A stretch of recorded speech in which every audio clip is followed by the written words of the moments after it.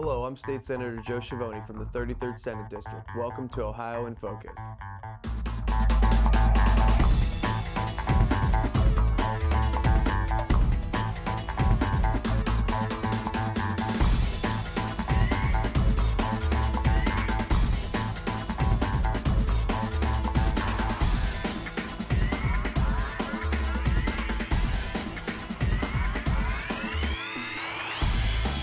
Hello, and thanks for joining us for Ohio in Focus, the program that brings state government to you. I'm your host, Mike Rao.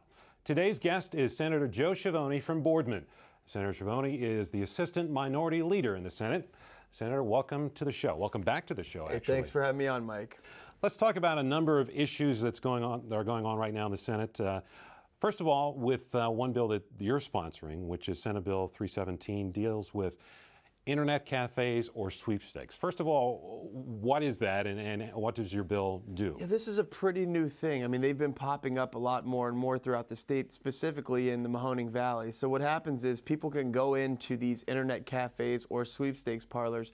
They have to buy something of value, but that could be anything: internet time, phone cards, coffee mug, whatever it might be. And with that purchase, they get an opportunity to play what looks to be a slot machine, but is really a predetermined sweepstakes. So the owners say that it's just like McDonald's when you buy a burger and then you get to pull the tab and see if you win. But truthfully, a lot of the people that go into the places, they think that they're going in and playing slot machines. This whole item of value thing never really registers with them. So the purpose of the bill is to regulate them and make sure that they're paying out what they say they're paying out, and have inspections done by the state. I mean, we're going to have 7 racetracks that are all going to be able to have slot machines. We're going to have 4 casinos that are they're going to have all sorts of gambling. And now we're going to have internet sweepstakes. And internet sweepstakes are currently the only entity that are not regulated. So I think that it's only fair and reasonable that all of them get regulated the same, and that's what the bill does.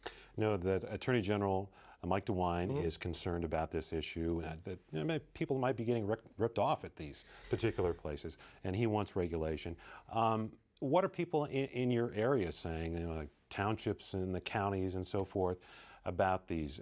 Do they feel that they need to be regulated? With this bill, the township trustees, city council members can vote to not have them at all, or they can vote to put taxes on them, put their own kind of tax or fees on them.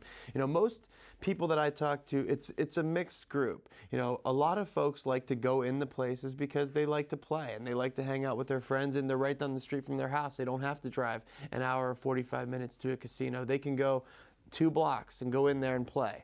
And so I don't want to shut them down. That's not the purpose of it. You know, I think it's fine. I mean, you're a grown-up, you go in there, you make a decision of what you want to do. But they can't be the only kind of gambling that isn't regulated. So my problem is people coming in, you post 777 win here, and then you just pay out whatever you want. That to me just doesn't seem right. Let's move on to another issue that you've been involved with. It's a bill, Senate Bill 109, which has passed the Senate. It's now over in the House, and it deals with blighted properties. What's the goal of this legislation? Well, we have quite a few at home. You know, in the city of Youngstown, we have a lot of abandoned, blighted properties. So I met with a lot of groups that go in, neighborhood watch groups, cleanup groups that go onto these properties, board up the windows, cut the grass, make it look a little bit nicer, make it safer for the other neighbors that are currently still living in those neighborhoods. And their concern was that they wanted to have something on the books that would keep them safe from being charged with trespassing for going onto these abandoned or blighted properties. Now, you got to be clear that we're not talking about a property that is just dirty that your neighbor doesn't take care of. You can't just go on and mow their lawn and board up their windows. We're talking about places that are abandoned or blighted, and person has to do due diligence and do research before they can actually go on and do these remedial measures on the property. So no painting, nothing that can be, you know, you don't want somebody to think something is beautiful that may not be beautiful. So they don't want you painting all kinds of things on the walls. It's just cleaning it up. And so it's giving people the ability to do so.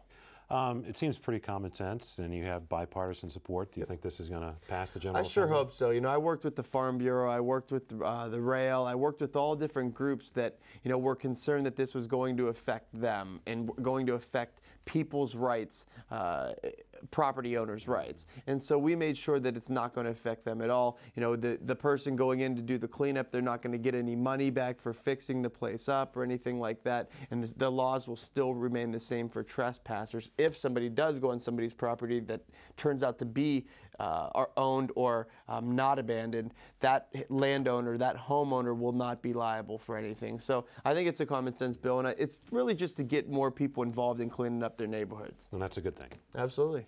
Let's move on to the MBR, Mid-Biennium Budget Review, and there's a couple of different issues involved in that you'd like to talk about. One is the oil and gas component. Obviously, it's important in your district and a great portion of eastern Ohio with a boom in fracking and the natural gas and stuff that's over there.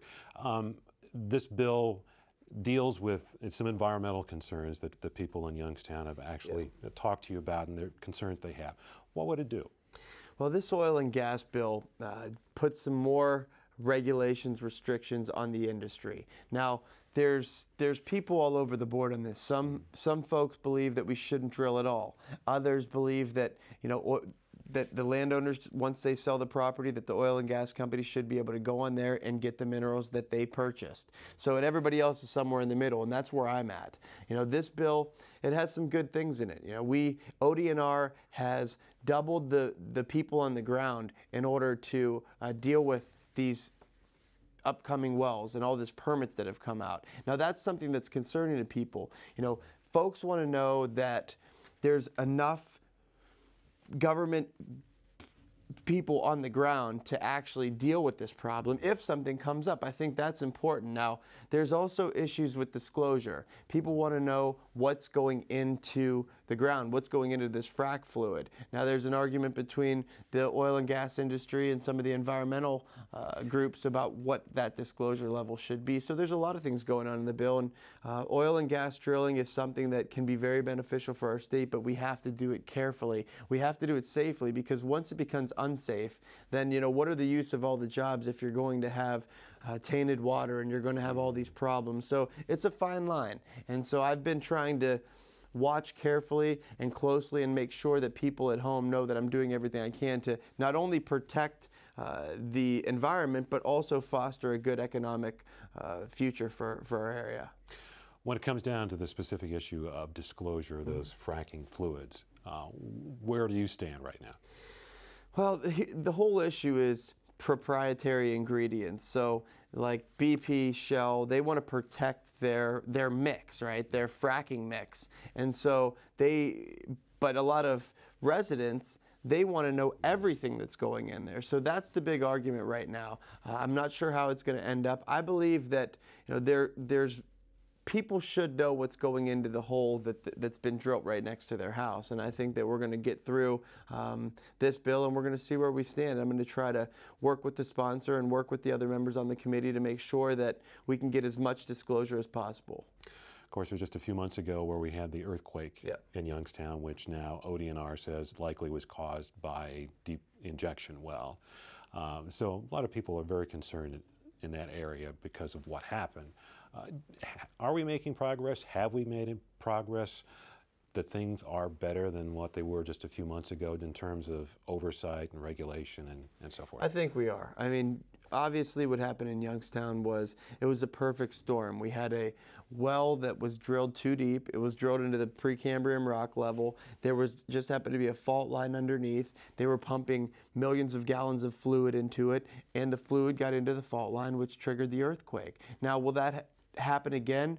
I sure hope not. And the state's done everything they can to increase money for research. They've put a cap on how deep you can drill. You can no longer drill into that level of rock. All of the things that happened in Youngstown, they're trying to put legislation and put laws in place so that that never happens again with earthquake. Now, that doesn't mean that we're not still going to have a problem with how much water and how much fluid we're injecting into the earth. We have to figure out a way that we can recycle that water, we can reuse that water, so that we're not pooling all millions and millions of gallons of fresh water for this product and this purpose, because it takes a heck of a lot of water. Yeah. All right, let's shift gears to another part of the MBR, and that's dealing with education. There are a lot of different components. What are some of the major provisions in your mind? Well, with education right now, they want to switch the grading system. So right now there's a bunch of different categories going from excellent with distinction to academic emergency. This is for school districts, For right? school districts, Yeah. I apologize. And what they want to do is they want to simplify it and make it an A through F system, just like your report card that you get in school. It makes sense in theory, but the problem is a lot of school districts are coming in saying, well, I'm an excellent school district, but when it switches, I'm going to have a B rating. And how am I going to explain to my residents and my parents that we didn't do anything wrong? The state switched their system, and now all of a sudden we went from excellent, which you would think is great, A+, to a B. And so in a year where they're trying to pass a lot of levies in different school districts, this is going to be a major problem and a major concern. So we're working to try to figure out how to transition that and maybe put a little break in time, so maybe not do it this year but next year, so that they can explain to residents and parents what's about to occur. There's also a third grade reading portion of this where, you know, the governor's goal is obviously to have every kid be able to read by third grade. That's what every school's goal, I would think, would be. You know, but keeping them in third grade for multiple years until they're proficient in reading, I'm not really sure how that benefits them or the school or parents or anybody involved. You know, we have to work starting in preschool rather than starting in third grade. By the time they get to third grade, if they're not reading properly, you know, the problem is already festered into something that may be it may be unable to fix. You know, you start at an early age. I think that's the way to go, and so